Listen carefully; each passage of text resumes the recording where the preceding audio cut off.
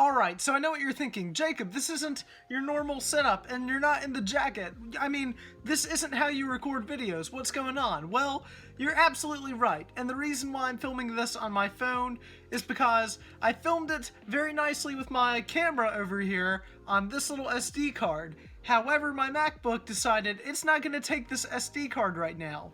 So I tried it with this thing, which is like a little USB thing that you can put your SD card in. Still didn't read it, so I'm gonna film it on my phone and basically say everything I just said again on my phone for you guys to hear me out on.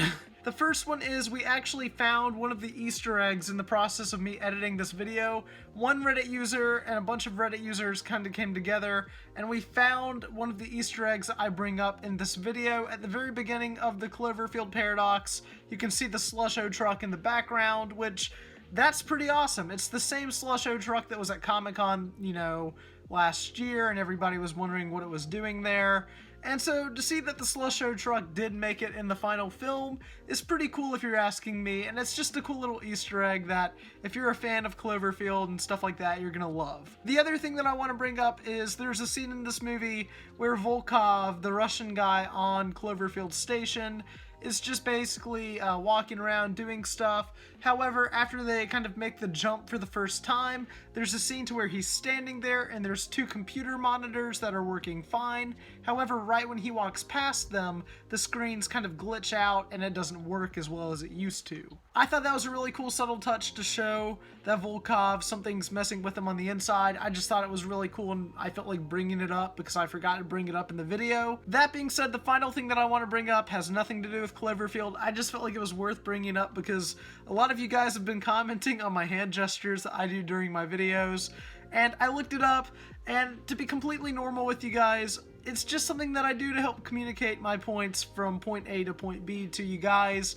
So it just kind of helps me put together what I'm going to say before I actually say it, and as I say it, it just makes it a lot easier for me personally to communicate with you all. That being said, I hope that you guys enjoy the video. I just figured I'd record this really fast once again because this little thing isn't working, and now unfortunately I have to go and buy a new one because I've tried this countless times.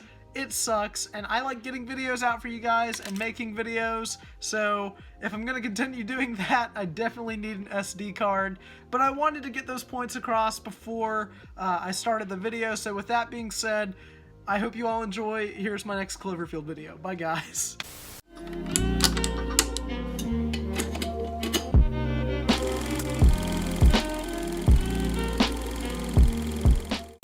What's up guys, I'm Jacob Suggs, and the Cloverfield Paradox has been on Netflix for a few days now, and unfortunately it seems like a lot of people are really split on this movie. Some people love it, some people hate it, some people are just kind of meh about it. Personally, I really enjoyed the film. I thought that it had a lot of cool elements. However, it does have some setbacks that really hold the film back from being great. Now, I've already kind of covered that in another video, as well as other videos explaining how it connects the Cloverfield films together, but that's not what I want to discuss with you all today. One of the most intriguing elements of this franchise are the ARGs, or alternate reality games, which are essentially just viral marketing websites and little Easter eggs spread throughout the internet to kind of tie in with the release of a particular film. However, most people seem to be wondering the same thing that I've been wondering over the past couple days, and is the Cloverfield Paradox ARG over? Is it still going on? What exactly is the status of this ARG? It's left a lot of people puzzled, and although it might seem that way that the ARG is over, there's still a lot left to be desired, and based on how in-depth the other two films' ARGs were, it doesn't add up how the ARG for this film was relatively smaller and shorter than the other ones. Thankfully, there's still a lot to talk about regarding the Cloverfield Paradox ARG, and I can't wait to talk to you about it today and eventually report on it later on whenever we find this stuff. So, according to J.J. Abrams himself, there are still two things that we in the Cloverfield community have yet to discover that are a part of the Cloverfield Paradox's ARG. Apparently, this ARG is a lot larger than we realize, and it was just presented in a quick and efficient way to essentially gained traction and hype for this movie because it was just so quickly announced to the public. However, I also want to bring up that he later stated this, which makes me believe that he's also been secretly active on the Cloververse subreddit.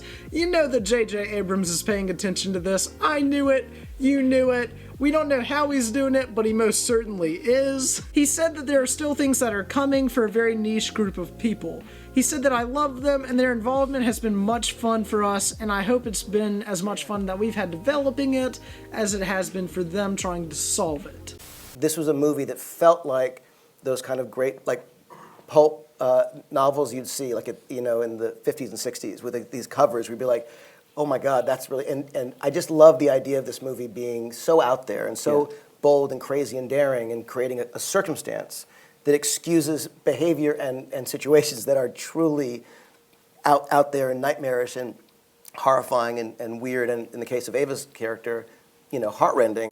He ended this quote by saying there's still a lot more to come, and with Overlord, their secret movie coming out in October, which may or may not be a Cloverfield movie, I guess it would kind of make sense to me, so there is probably another ARG gearing up. In fact, the Tagruato website has yet to fully load and recover from their hacking, so there's still a lot left to be desired, and I think that's by intention. And I don't know about you, but it's actually pretty cool to think that J.J. Abrams appreciates us and acknowledges how interested we are in the viral marketing campaign for these movies.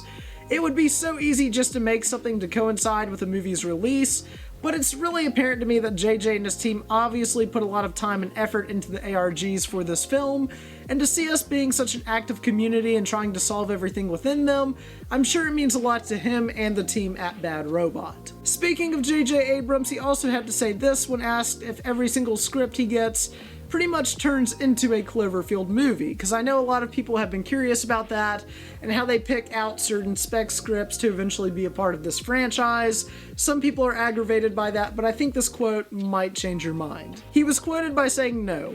For me, the definition of a Cloverfield movie is less that it's part of a linear narrative and more in a Twilight Zone way.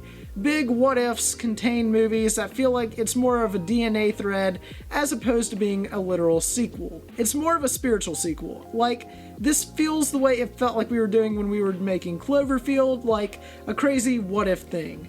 In truth, a lot of people say this movie didn't need to be a Cloverfield movie, but the point of it is less that it's telling the story of a particular creature or the characters that you knew before, and more that it's a really weird, crazy, fun, scary, thrilling date movie. That's how I imagine these movies, and this, early on, felt like it could fit into this category. Now, if you've seen God Particle, yeah, it kind of feels like a B-movie science fiction film that would be released, and since it was going for that, and that was the intention of the film, that's also partially why I enjoyed the movie so much. It's just some interesting stuff that I wanted to share, and if we find these two missing links on the ARG, do not worry, I will be the first to update you. I love talking about this stuff. You guys know how much I love all of these movies, so I can't wait to report on it. To me, the beauty of this franchise is that, one, it's giving directors who haven't had a chance the chance to direct something in a big franchise that isn't connected to anything else. It allows them to create something that stands out in the midst of a crowd,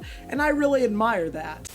And the idea that this series can sort of play in different genres and give different directors an opportunity to express themselves, and having Matt Reeves do the first one and Dan Trachtenberg do 10 Cloverfield Lane, and now with Julius Ona, it's, for me, it's like so few movies get made that are sort of original ideas and that get to play with sort of the kitchen sink of all sorts of reactions, something that's scary and funny and thrilling and heartbreaking and everything. And I just think for me, it's fun to get to work with different people every time who, get to strut their stuff and do their thing, and it's, this was a great treat. I also love how they've kind of scattered everything throughout the internet, and the fact that we were so involved in this ARG and still haven't found two things that he thinks are pretty obvious.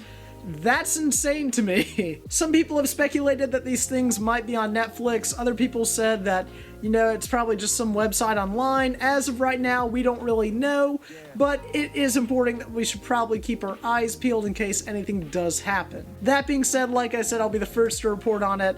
I love talking about these movies. I love talking about this stuff, so With that being said, what do you think of all this stuff? Are you excited that there's more stuff that we haven't found? Did you like the Cloverfield Paradox? Did you not like it? Let me know down in the comments below. And as always, I'm Frame by Frame. Remember the name, please like, comment, and subscribe. And I'll see you guys in the next video. Bye guys.